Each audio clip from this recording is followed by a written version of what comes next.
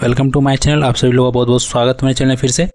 तो आज आपके सामने एक नया टॉपिक लेकर मैं फिर से हाजिर हूँ। तो जैसे आप थंबनेल देख के समझ ही गए होंगे, आज हम बात करने वाले हैं हमारे उन सभी साथियों के जो लोग गवर्नमेंट जॉब कर रहे हैं, तो उनके सबका जो सैलरी है या फिर पेंशन की बात करें तो उसका जो डीए को जो इंक्रीमेंट की जो बात चल रही थी उसके बारे में एक ताज़ा खबर लेके आया हूँ। न्यू अपडेट है हमारे सभी भाइयों के लिए जो इन लोगों का डीए इंक्रीमेंट को लेकर के। तो जैसे लोग टोटल आपको पता ही होगा कि डीए जो होता है हर साल आपके टोटल 10 साल में हर बार 10 साल में इंक्रीमेंट किया जाता है। तो आपको पता होगा अभी 7वां वेतन लागू किया गया, 7वां वेतन चल रहा है। अब लोगों को 8वां वेतन का इंतजार है। तो उससे रिलेटेड कुछ अपडेट है, कुछ जानकारी है, इसको मैं आपके साथ शेयर करूँगा। तो चलिए जैसे मैं बताते चलता हूँ कि सबसे बड़ी खुशखबरी है कि इतनी बड़ी कर्मचारियों की सैलरी और पेंशन देनी है।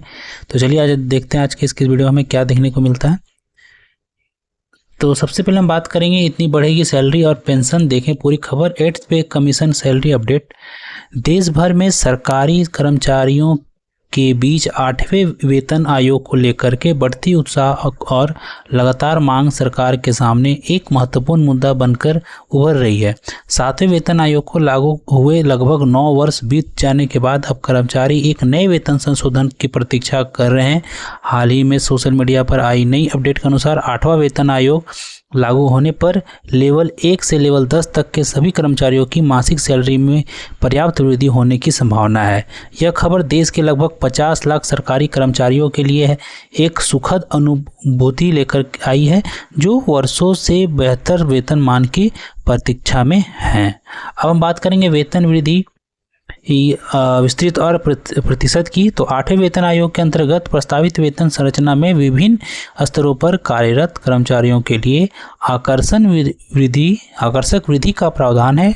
लेवल 1 से कर्मचारी की वर्तमान 18,000 रुपये की बेसिक सैलरी बढ़कर 26,000 रुपये होने की उम्मीद है, जो 44.44% की वृद्धि दर्शाता है। लेवल 2 के कर्मचारी के लिए 19,900 रुपये से बढ़कर के 28,000 रुपये तक की पहुंचने की संभावना है। और इसी प्रकार लेवल 3 से लेवल 10 तक के सभी कर्मचारियों के लिए वेतन 37 से 41% तक की वृद्धि होने का अनुमान लगाया जा रहा है।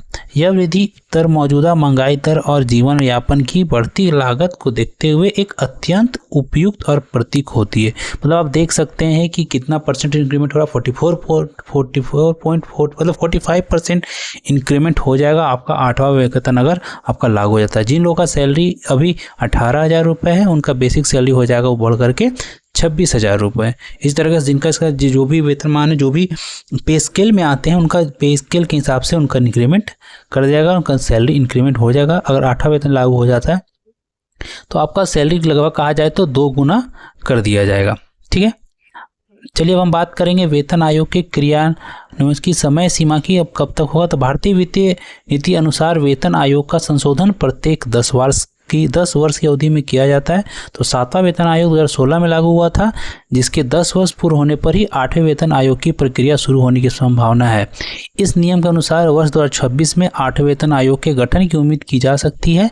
और हालांकि महंगाई दर में वृद्धि और कर्मचारी की बढ़ती मांगों को देखते हुए सरकार इस समय सीमा में कुछ लचीलापन दिखा सकती है। वेतन आयोग का गठन होने के बाद इसकी सिफारिशों को तैयार करने और फिर उन्हें लागू करने में आमतौर पर 2 से 3 वर्ष का समय लगता है। मतलब अगर आप बात करें अगर 2026 में आपको हमारा 8वां लेवल टच होगा तो उसमें कंप्लीट सब लोगों के पास अपडेट होने में 2 से 3 साल का समय लगता है। ठीक है, अब हम बात करें कर्मचारियों के जीवन पर सकारात्मक प्रभाव इसका क्या होगा।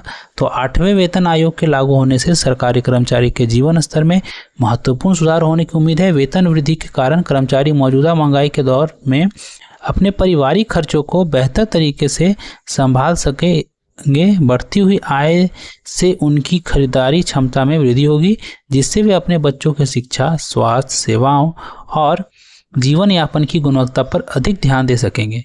इसके अतिरिक्त बेहतर वेतनमान के कारण कर्मचारी बैंकों से लोन और क्रेडिट सुविधा का लाभ भी उठाने में सक्षम होंगे। और यह वृद्धि न केवल व्यक्तिगत स्तर पर बल्कि समग्र व्यवस्था के लिए भी सकारात्मक प्रभाव डालेगा। हाँ, बात सही, जितनी हिसाब से महंगाई बढ़ रही है तो सभी लोगों का जीवन यापन काफ़ी बेहतरीन हो जाएगा, अच्छा हो जाएगा। अब हम बात करेंगे पेंशन भोगियों के लिए लाभकारी यह व्यवस्था, जिन लोगों को पेंशन मिलता है। तो वेतन आयोग का लाभ केवल सेवारत कर्मचारियों तक सीमित नहीं होता है, बल्कि सेवानिवृत्त कर्मचारियों को भी इसका फायदा मिलता है। 8वें वेतन आयोग के लागू होने पर देश के लगभग 65 लाख पेंशन भोगियों की मासिक पेंशन में भी समानुपातिक वृद्धि होने की उम्मीद है। यह वृद्धि विशेष रूप से बुजुर्ग कर्मचारियों के लिए अत्यंत महत्वपूर्ण है, जो निश्चित आय पर निर्भर रहते हैं और महंगाई की मार झेलने को मजबूर हैं। तो पेंशन में वृद्धि से उनका जीवन यापन आसान हो जाएगा और वे अपनी स्वास्थ्य संबंधी जरूरतों को भी बेहतर तरीके से पूरा कर सकेंगे। ये बात थी पेंशन धारियों के लिए। अब हम बात करेंगे भविष्य की संभावनाएं और तैयारियों की। तो सरकारी कर्मचारियों को 8वें वेतन आयोग की प्रतीक्षा में धैर्य रखना होगा, क्योंकि यह एक व्यापक और जटिल प्रक्रिया है। वेतन आयोग के गठन से लेकर के इसके क्रियात्मक तक कई चरण होते हैं, जिसमें समुचित समय लगता है और कर्मचारियों को चाहिए कि वे अपनी वर्तमान जिम्मेदारियों को पूरी निष्ठा से निभाते रहें और सरकार की नीतियों का समर्थन करें। आने वाले समय में यह वेतन संशोधित निश्चित रूप से भारतीय प्रशासनिक सेवा की गुणवत्ता और कार्यक्षमता में सुधार लाएगा।